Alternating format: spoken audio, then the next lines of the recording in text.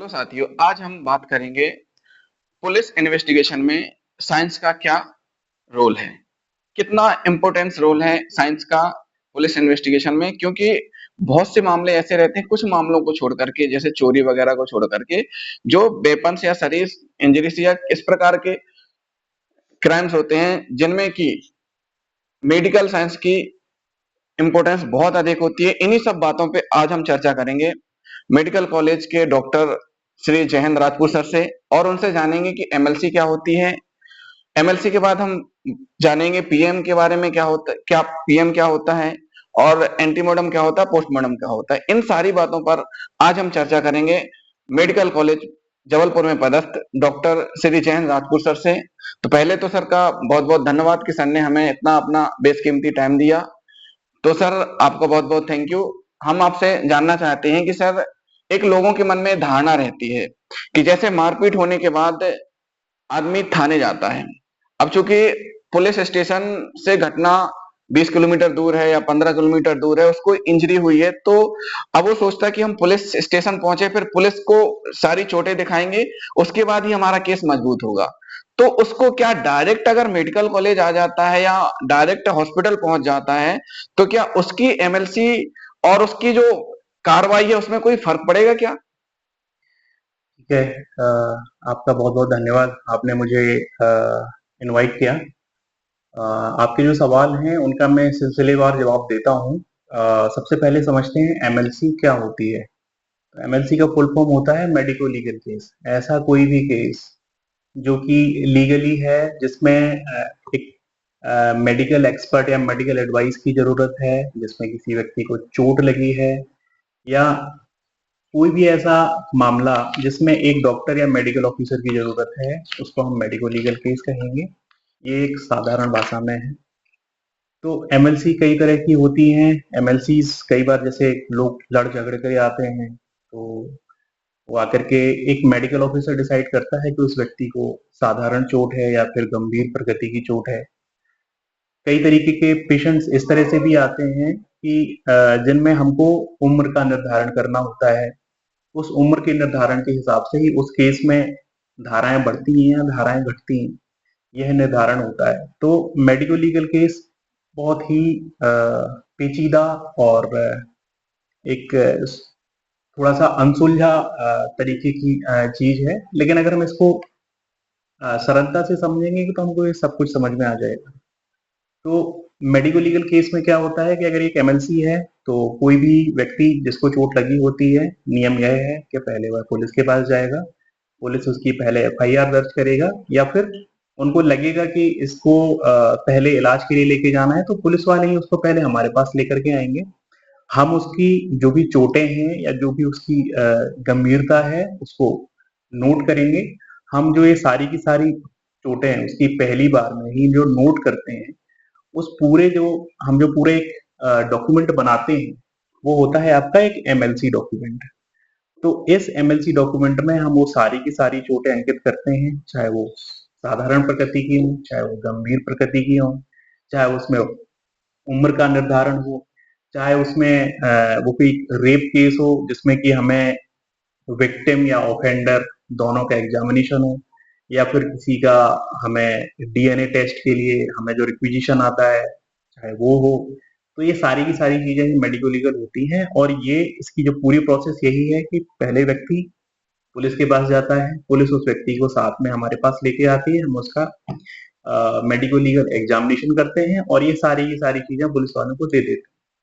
पर कई बार ऐसा होता है कि मान लीजिए उस व्यक्ति को एक गंभीर चोट लगी हुई है, और वो ऐसा सोच रहा है कि मुझे जिसने मारा है या मेरी जो ऐसी हालत है उसके पीछे कोई और जिम्मेदार है, मैं जिम्मेदार नहीं हूँ। तो वो ये ना सोचे कि उसका केस कमजोर हो जाएगा अगर वो डायरेक्ट हमारे पास आ जाएगा, क्योंकि ऐसा कानून में लिखा हुआ है कि कोई भी व्यक्ति जो घायल है, गंभीर है या घायल नहीं है, ऐसी स्थिति में है जिसे तुरंत के तुरंत चिकित्सकीय सहायता की जरूरत है, वो हमारे पास आए, हम उसका इलाज करेंगे, और उस इलाज के दौरान ही हम यह चीज प्रदर्शित करेंगे, अपने यहाँ पे पूरा उसका लेखा जोखा रखेंगे कि उसको कब कहाँ कितनी चोटें आई हैं, वो किस तरह की चोटें हैं। और जब वो व्यक्ति बाद में जाकर के पुलिस वालों के पास जाएगा, वहां पे जाके अपनी एफआईआर लिखवाएगा और उनको बताएगा कि मैं अपना एक परीक्षण करा चुका हूँ, मैं अपना मेडिकल ऑफिसर के पास जाकर अपना एग्जामिनेशन करा चुका हूँ, तो वो पुलिस वाले आएंगे, हमको एक रिटन रिक्वेस्ट देंगे कि सर आपके यहाँ पे इस व्यक्ति का एग्जामिनेशन हुआ है, आप हमें उसके रिक्विजिट डॉक्यूमेंट्स दे दीजिए। तो हम लोग उसको आपके जो भी हमने एग्जामिनेशन किया है वो सारे के सारे जो भी डॉक्यूमेंट्स हैं रिलेटेड वो दे देंगे। और इस एमएलसी को कहा जाता है प्री एमएलसी, यानी कि आपका ये मेडिको लीगल केस अभी नहीं है, इसको तो मैं भी आपका ट्रीट कर रहा हूँ और ये मैं सारी चीजें आपकी निर्धारित तरीके से लिख रहा हूँ। आप जैसे ही पुलिस के पास जाएंगे और पुलिस वाले जैसे ही इस केस को रजिस्टर करेंगे, अब ये केस प्री एमएलसी हो गया, क्योंकि मैंने एमएलसी पहले करी है, केस बाद में रजिस्टर हुआ है। होता क्या है, पहले केस रजिस्टर होता है, बाद में एमएलसी होती है। यहाँ क्या हो रहा है, पहले एमएलसी की जा रही है, यानी कि पहले मैं मेडिको लीगल केस का डॉक्यूमेंट बना रहा हूँ, बाद में एफआईआर हो रही है। दोनों ही चीजें बराबर तरीके से मान्यता रखती हैं, दोनों ही चीजें कोर्ट में बराबर तरीके से वैलिड हैं, दोनों ही चीजें बिल्कुल भी कमजोर नहीं है। तो इसका मतलब ये हुआ कि चोट लगने पर अगर आप हॉस्पिटल के पास में हैं, आपको गंभीर चोट है, तो आप तत्काल हॉस्पिटल जाएं, अपना इलाज करवाएं और वहां पर ही डॉक्टर के द्वारा सूचित कर दिया जाएगा। जो भी ड्यूटी डॉक्टर्स होंगे उन पुलिस को सूचित करेंगे, या हर हॉस्पिटल में पुलिस चौकी बनी हुई है, उनके माध्यम से भी इंफॉर्मेशन पहुंचाई जाती है और प्री एमएलसी तो भेजी दी जाती है। तो साथियों, कभी भी इस प्रकार की स्थिति बनती है तो पहले आपको ट्रीटमेंट लेना है। क्यों? क्योंकि अगर आप समय पर हॉस्पिटल पहुंच जाएंगे तो इससे दोनों चीजें हैं, एक तो आपका केस भी सही रहेगा और आपका स्वास्थ्य भी सही रहेगा। सर, एक चीज और हम जानना चाहते हैं कि जब कभी कभी ऐसा हो जाता है कि कुछ लोग सेल्फ इंजरी पहुंचाते हैं, अब पुलिस भी लेकर के आती है, पुलिस के पास कोई मामला आया, अब चूंकि कौन सा मामला सेल्फ इंजरी का है, कौन सा नहीं है, ये कैसे डिसाइड होता है चोट दे करके? सर, इसमें कुछ बताइए। ठीक है। आपने बात करी है सेल्फ इंजरी सेल्फ हार्म की, तो सेल्फ इंजरी या सेल्फ हार्म उस तरह की चोटें होती हैं जो लोग अपने आप को पहुंचाते हैं, अपने आप को घायल कर लेते हैं या काट लेते हैं, या किसी भी तरीके से अपने आप को शारीरिक रूप से चोट पहुंचा करके आकर के बोलते हैं कि सर हमको ये चोट लगी है और ये चोट किसी ने हमको पहुंचाई है।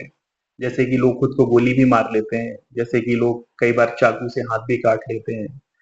तो जो ये सेल्फ इंजरी वाले केसेस होते हैं ये काफी ज्यादा कॉम्प्लिकेटेड होते हैं। इनमें पूरी तरह से एक निश्चित क्या कह सकते हैं उसको, एक एक निश्चित नतीजे तक नहीं पहुंचा जा सकता। लेकिन अगर हम सारे के सारे एविडेंसेस मिलाएंगे, जिसमें कि मेडिकल एविडेंस भी होगा, परिस्थिति जन्य जितने भी साक्ष्य होंगे जो उस समय पे रहे हैं वो, प्लस बाकी की सारी चीजें, चाहे उस व्यक्ति का चाल चलन, चाहे उस व्यक्ति की कॉल डिटेल्स, या सारी चीजें जब मिलाएंगे और उनके साथ में हमारा जो मेडिकल एविडेंस वाला जो डॉक्यूमेंट होगा वो मिलाएंगे, तो बिल्कुल ये चीज साफ हो जाती है कि इस व्यक्ति ने यह चोटें खुद पहुंचाई हैं या किसी और के द्वारा पहुंचाई गई हैं। होता क्या है कि नॉर्मली जो भी व्यक्ति सेल्फ चोटें पहुंचाता है, उसकी जो चोटें होती हैं उसमें कुछ चीजें खास होती हैं। पहली बात, उसकी जो चोटें होती हैं वो नॉन डिपेंडेंट वाले पार्ट पे होती हैं। जैसे कि अगर कोई व्यक्ति दाहिने हाथ वाला व्यक्ति है तो वो हमेशा बाएं हाथ पे ही ऐसे चाकू या ब्लेड चला के आएगा। जैसे कोई व्यक्ति है, अगर वो गोली चलाएगा तो इस मतलब अगर वो राइट हैंड वाला है तो वो लेफ्ट हैंड से कम ही चांसेस है कि वो चलाए, वो राइट हैंड से ही चलाता है। तो कुछ इस तरह की ये सारी चीजें होती हैं जिनसे हम लोग पहचानते हैं कि ये इंजरी सेल्फ इंजरी है या ये सेल्फ इंजरी नहीं है। और इसमें फिर बाकी के सारे एविडेंसेस इकट्ठे किए जाते हैं और इन सारे एविडेंसेस के साथ में, अच्छा इसके साथ एक चीज और होती है, जो सेल्फ इंजरी होती है उसमें जो घाव होता है वो घाव कभी भी बहुत ज्यादा गंभीर नहीं होता है, क्योंकि कोई भी व्यक्ति अपने शरीर को कितना भी दृढ़ निश्चय कर ले बहुत ज्यादा नहीं काट पाएगा। तो जब वो उसको काटता है तो इस लेवल तक नहीं काट पाता है कि ऐसा लगे कि इसको किसी और ने चोट पहुंचाई है। बहुत ही सैलो वुंड होते हैं, मतलब बहुत ज्यादा डीप नहीं होते हैं, प्लस नॉन डिपेंडेंट पार्ट पे होते हैं, डिपेंडेंट क्योंकि आपका जो वो जो भी व्यक्ति करता है वो हमेशा मतलब आपके जो डोमिनेंट हैंड होता है या डोमिनेंट पार्ट से करता है और नॉन डोमिनेंट पार्ट के ऊपर करता है। तो सेल्फ इंजरीज पहचानना ये पूरी तरह से कहा जाए तो मेडिकल ऑफिसर के ऊपर निर्भर है, लेकिन साथ ही साथ इसमें पुलिस वालों की जो भी परिस्थिति जन्य सबूत होते हैं वो बहुत महत्व रखते हैं। सर एक क्वेश्चन हमारा ये भी है कि बहुत बार देखा जाता है कि कुछ लोग खुद को अपने आप काट लेते हैं और वो दिखाने की कोशिश करते हैं कि सामने वाले ने काटा है, या कई बार ऐसा देखने में आता है कि कुछ लोग अपना पुराना दांत निकाल लेते हैं और बताते हैं कि सामने वाले ने मुक्का मारा, हमारा दांत टूट गया। तो ये दोनों केसों में कि कट मार्क उसने अपने आप को स्वयं नहीं पहुंचाया है, जो कि सेल्फ अभी आपने बताया, थोड़ा सा इसमें बता दीजिएगा। और ये दांत वाला भी बता दीजिएगा कि अगर मुक्के से टूटेगा, पुराना है, बीमारी वाला दांत है, तो इसमें कैसे डिसाइडेशन होता है, इसके बारे में। ठीक है, जैसे कि मान लीजिए किसी का पुराना दांत था, वो काफी कमजोर हो गया था, तो उस दांत के आसपास ना बहुत सारा आपको वैसे तो ये मामला पूरी तरह से डेंटल वाले जो मेडिकल ऑफिसर होते हैं उनके अंडर होता है, लेकिन जितना मैं आपको बता पाऊंगा उतना ये है कि ये जो चोट होती है ये पुरानी चोट है, और एक जो चोट नई चोट होती है वो नई चोट होती है। नई चोट के लक्षण अलग होते हैं और पुरानी चोट के लक्षण अलग होते हैं। अगर आप पुरानी चोट को देखेंगे तो पुरानी चोट में अगर उस व्यक्ति का दांत टूटेगा तो उस व्यक्ति को खून इतना ज्यादा नहीं निकलेगा, क्योंकि उसका वो दांत बहुत ज्यादा कमजोर हो चुका है। उस दांत के साथ में उस दांत के आसपास जो उसकी कैविटी होगी उसमें इन्फ्लामेशन भी नहीं मिलेगा, जिससे हम सामान्य भाषा में सूजन कहते हैं। उतनी ज्यादा सूजन नहीं मिलेगी, उतनी ज्यादा सूजन एक नए दांत के टूटने पे होगी। उसके साथ साथ क्या होता है कि इसका एक एक्सरे होता है जिसको हम ओपीजी कहते हैं, मतलब दांतों का एक्सरे कराया जाता है, जो कि डेंटल वाले मेडिकल ऑफिसर ही कराते हैं।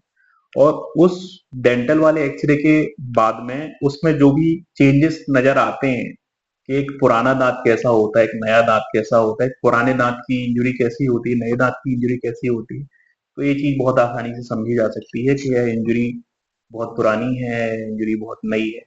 जहां तक बात सवाल है काटने वाले का, तो जैसे मान लीजिए कोई किसी को काटता है तो वह अलग ही दिख जाता है कि भाई सामने किसी व्यक्ति को काटा गया है। काटने के लिए फिर से वही दोनों चीजें अप्लाई होंगी। कोई भी व्यक्ति अगर खुद को काटेगा तो मोस्ट प्रोबेबली ज्यादा से ज्यादा चांसेस में वो हमेशा नॉन डोमिनेंट हैंड को ही काटेगा, क्योंकि उसको पता है कि जो मेरा डोमिनेंट हैंड है, या जैसे मोस्ट ऑफ द लोगों का राइट हैंड होता है, उसे आगे जाके काम भी करना है उससे, तो वो सोचता है कि ना लेफ्ट वाले को ही कर देते हैं। प्लस जो व्यक्ति खुद काटेगा वो अपने आप को इतना ज्यादा नहीं काट पाता है, क्योंकि सब लोग अपनी बॉडी को बहुत प्यार करते हैं। वहीं अगर किसी दूसरे व्यक्ति ने उसको काटा होता है तो जो उसके वूंड होता है वो बहुत ज्यादा डीप होता है। पूरी तरह यह साबित नहीं किया जा सकता है कि जो काटा गया है वो खुद के द्वारा है या दूसरे के द्वारा है। हाँ, हालांकि अगर मैंने फिर से दोहरा रहा हूँ कि अगर सारे पारिस्थिति जन्य मेडिकल एविडेंसेस सारी चीजों को अगर एक साथ जोड़ा जाएगा तो बिल्कुल यह साबित किया जा सकता है कि उस व्यक्ति ने खुद काटा है या किसी और व्यक्ति ने काटा। सर एमएलसी के दौरान डॉक्टर सर के द्वारा लिखा जाता है abrasion injury, lacerated bond, incise bond, sharp bond या स्टेप बॉन्ड, शार्प ऑब्जेक्ट। तो सर इनके बारे में थोड़ा बताइए, क्या होती है, एक एक करके थोड़ा सा हमको एक्सप्लेन कर दीजिए कि एब्रेशन इंजरी क्या होती है। ये तरह तरह की इंजरीज होती हैं जिनको हमें एक एमएलसी वाली रिपोर्ट होती है उसमें लिख के देना होता है, क्योंकि यह इंजरी ना केवल यह बताती हैं कि इंजरी कितनी गंभीर है, यह इंजरीज यह भी बताती हैं कि उसको किस तरह से यह चोटें आई हैं। तो इन चोटों को देख करके भी कई बार आप सामने वाले व्यक्ति की बातों का विश्वास कर सकते हैं या सामने वाले व्यक्ति की बात पर संदेह कर सकते हैं कि इस तरह की चोटें वाकई में उसको आई हैं या नहीं आई हैं। जैसे कि बात करते हैं एब्रेजन इंजरी की, तो एब्रेजन इंजरी क्या होती है कि कई बार हम हार्ड सरफेस जो होती है उससे कई बार मतलब चोट जब लगती है ना तो मतलब पूरी की पूरी जो बॉडी होती है वो एकदम घिसट जाती है, और घिसटने के कारण से पूरे शरीर की जो ऊपरी खाल होती है उसको हम एपिडर्मिस बोलते हैं, वो निकल जाती है। एपिडर्मिस के निकलने के बाद में वहां थोड़ा थोड़ा खून भी आ जाता है।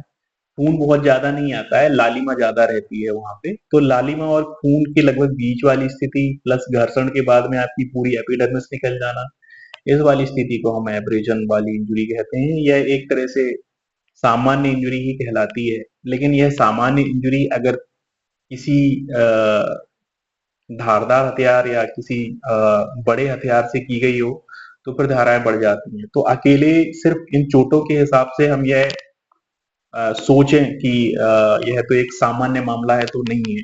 तो हमें इन चीजों को साथ में देखना भी पड़ता है कि आखिरकार और क्या-क्या चीजें हैं।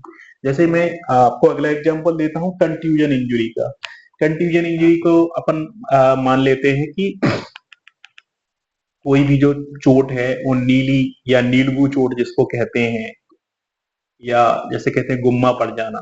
तो मतलब एक चोट है, उस चोट के कारण से उस जगह पे लाल या नीलापन पड़ जाना, और जो कि एकदम अलग दिखता है। तो अगर इस तरह से माना जाए, इसको देखेंगे अपन, तो इसमें खून नहीं निकला है, इसमें ऐसा भी नहीं हुआ है कि त्वचा बाहर निकल आई है, इसमें ऐसा भी नहीं लग रहा है कि त्वचा फट गई है। पर क्या आप इसके हिसाब से यह कह सकते हैं कि यह चोट छोटी मोटी हो सकती है? नहीं। जैसे मान लीजिए कोई व्यक्ति है, उसको लाठियों से पीटा गया, बहुत पीटा गया, बहुत पीटा गया, उसकी ऊपरी शरीर को अगर आप देखोगे तो उसमें तो आपको सिर्फ यही दिखेगा कि उसको नीलू चोट है, मतलब पूरी तरह से मार मार के उसको नीला कर दिया गया। पर क्या पता उसको कितने भारी लठ से पीटा गया, क्या पता उसके लठ के पीटने से उसके आंतरिक अंगों पर चोट आ गई हो, क्या पता उसको आंतरिक अंगों से खून निकल रहा हो, क्या पता धीरे धीरे वह खून निकल करके उसकी स्थिति गंभीर हो जाए, क्या पता वह गंभीर होकर के भर्ती हो जाए, या कुछ रेयर केसेस में उनकी मृत्यु भी हो सकती है। तो चोटें जो भी होती हैं वह हमें जो भी सामने दिखता है हम उस चीजों को लिखते हैं, तो हमें भी उन चीजों को लिखना है। लिखने के बाद में उस चीज को हमें, डॉक्टर जो सबसे लास्ट में लिख रहा है, हमें उस चीज को जरूर देखना है। अगर डॉक्टर कह रहा है कि इस व्यक्ति को आपको हायर सेंटर तक लेकर के जाना है तो आपको लेके जाना है। डॉक्टर ने बोला है इसकी अगर अल्ट्रासोनोग्राफी करानी है तो करानी है, डॉक्टर ने बोला है एक्सरे कराना है तो कराना है, क्योंकि वो जो लिख रहा है ना वो कुछ सोच के लिख रहा है, क्योंकि उसको पता है। भले ही उसने नीलगू लिखा है, नीलगू एक सामान्य प्रकृति की चोट होती है, लेकिन अगर उस नीलगू के साथ में उसको ऐसा लग रहा है कि उस व्यक्ति के शरीर में अत्यधिक दर्द है, या उसको लग रहा है कि उस व्यक्ति का बीपी कम हो रहा है, तो वह अपनी एक्सपर्टीज के हिसाब से बता देता है कि ये केस गंभीर है, आप इस केस को लेके जाओ। वो उस समय नहीं लिख सकता है क्योंकि उसके पास में उतने सबूत नहीं है कि उस चोट को वो ग्रीवियस लिख दे, लेकिन वो ये जरूर लिखेगा कि इसकी एक्सपर्ट सलाह ली जाए, या फिर वो ये भी लिखेगा कि इसकी ये जांचें करा ली जाए। तीसरे तरह की जैसे कि जो इंजुरी लिखी हुई है इसको अपन लेसरेटेड वुंड कहते हैं। लेसरेटेड वुंड में क्या होता है कि कट जाता है या फट जाता है घाव। कोई भी मान लीजिए व्यक्ति है, वह काफी ऊपर से गिरा, हड्डी टूट गई उसकी, हड्डी के साथ साथ उसकी जो त्वचा है वो फट गई, खून निकलने लगा, फटा हुआ घाव तो हो गया है। मान लीजिए कोई बहुत ज्यादा नुकीली चीज नहीं है लेकिन मारा, और उसके मारने से आपकी जो त्वचा है वो कट के अलग हो गई है और उससे खून निकलने लगा है, मतलब आपकी त्वचा फट गई है, तो ये लेसरेटेड वुंड में जाएगा। मतलब आएगा तो ये अभी भी सिंपल में, लेकिन वही बात पुरानी नई। डॉक्टर ने अगर लास्ट में लिखा है हायर सेंटर तो हायर सेंटर, डॉक्टर ने लिखा है एक्सरे तो एक्सरे, डॉक्टर ने लिखा है अल्ट्रासोनोग्राफी तो सोनोग्राफी। एक बात आती है इंसाइज वुंड, एक बात आती है लेसरेटेड वुंड। अब कई बार इस तरह की अवधारणा आती है कि ये इंसाइज वुंड है या लेसरेटेड वुंड है। कई बार हमारे पास में क्वेरी भी आती है कि सर आपने जो लिखा है लेसरेटेड वुंड है या इंसाइज वुंड है, क्योंकि लेसरेटेड वुंड और इंसाइज वुंड कई बार इन चीजों को निर्धारित करता है कि इंजरी जो है आपकी वो साधारण प्रकृति की है या गंभीर प्रकृति की है। तो होता ये है कि जो इंसाइज वुंड होता है वो धारदार हथियार से आता है, और जो लेसरेटेड वुंड होता है वो सख्त और भौंतरी हुई वस्तु से, या कोई भी ऐसी वस्तु जिसका जो धारदार नहीं है लेकिन लेसरेटेड वुंड कर रही है। तो वो आपका फटा हुआ घाव और एकदम कटा हुआ, एकदम शार्प घाव, ये दो दो तरह की चीजें आती हैं।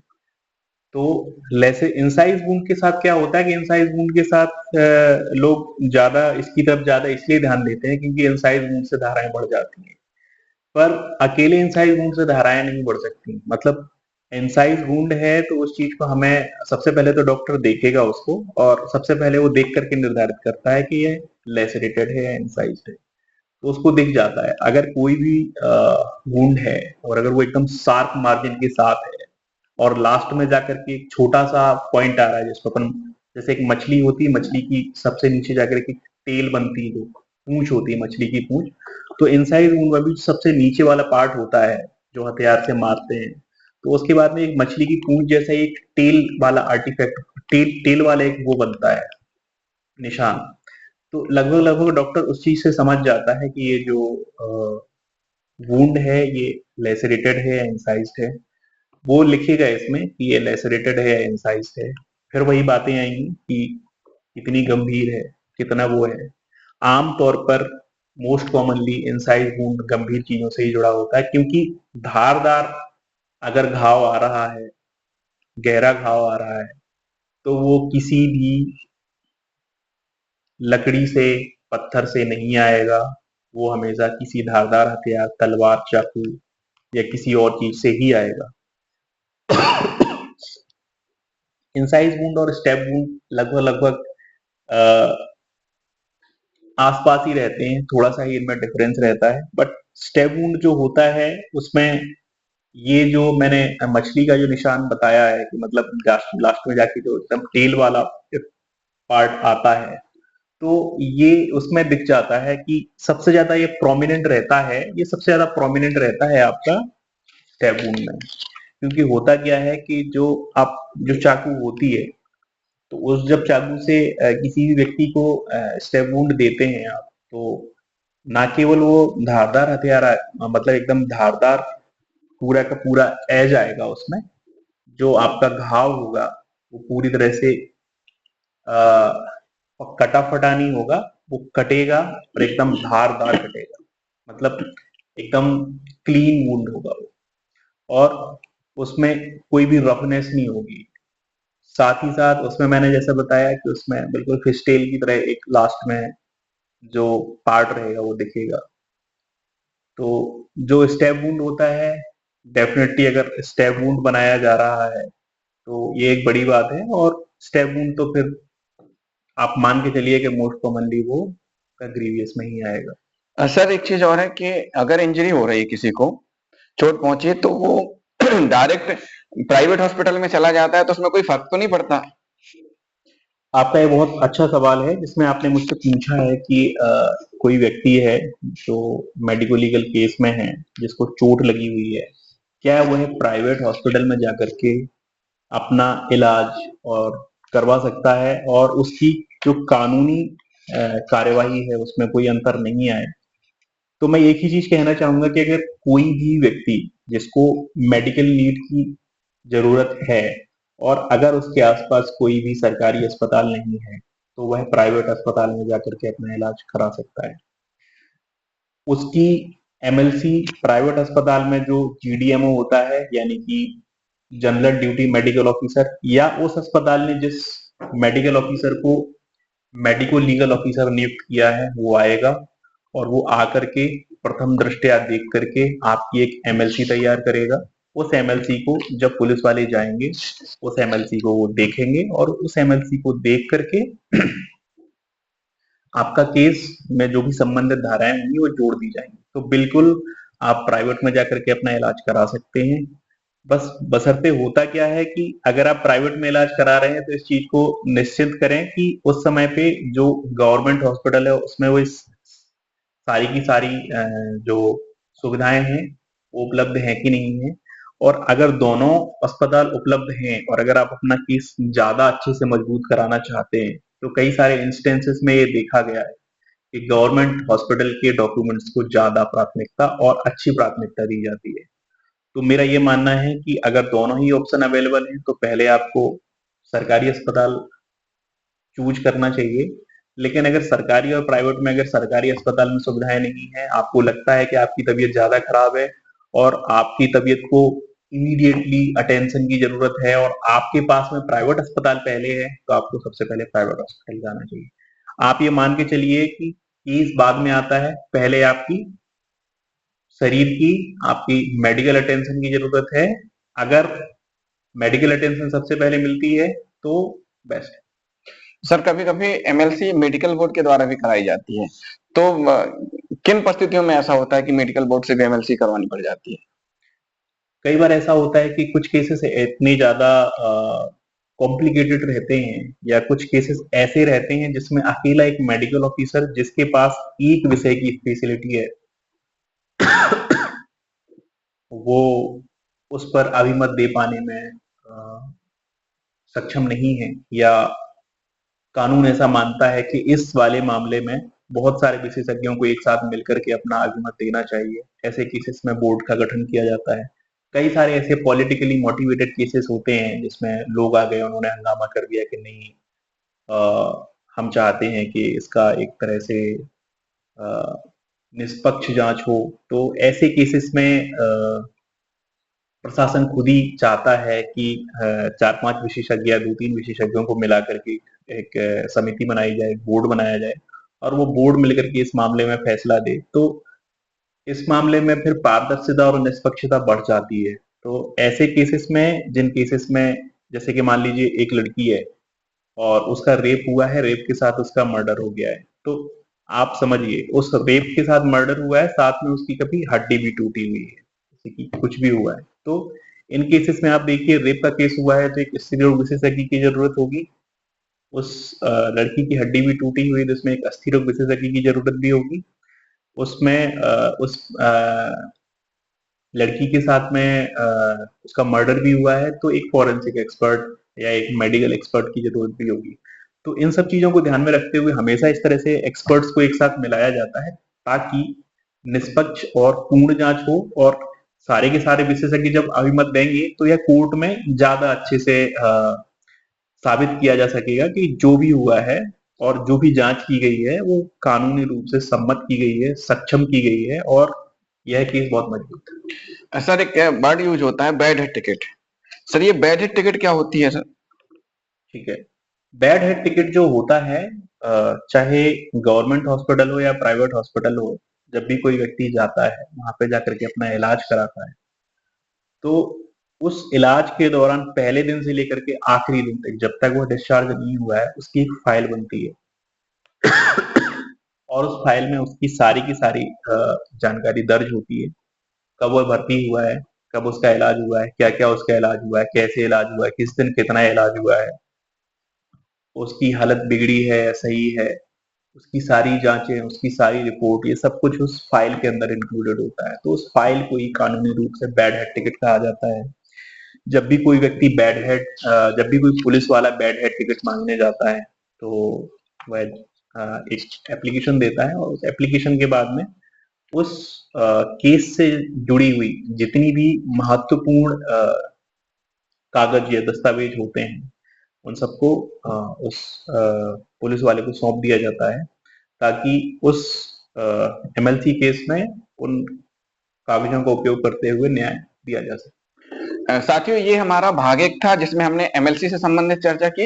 अब हम भाग 2 में आपको बताएंगे पीएम से संबंधित एंटीमोर्टम क्या होता है, पोस्टमार्टम क्या होता है, इसके बारे में हम आपको बताएंगे। तो साथियों हमारे चैनल को लगातार देखते रहें और जिन साथियों ने अभी तक हमारा चैनल सब्सक्राइब नहीं किया है, हमारे चैनल को जरूर सब्सक्राइब कर लें।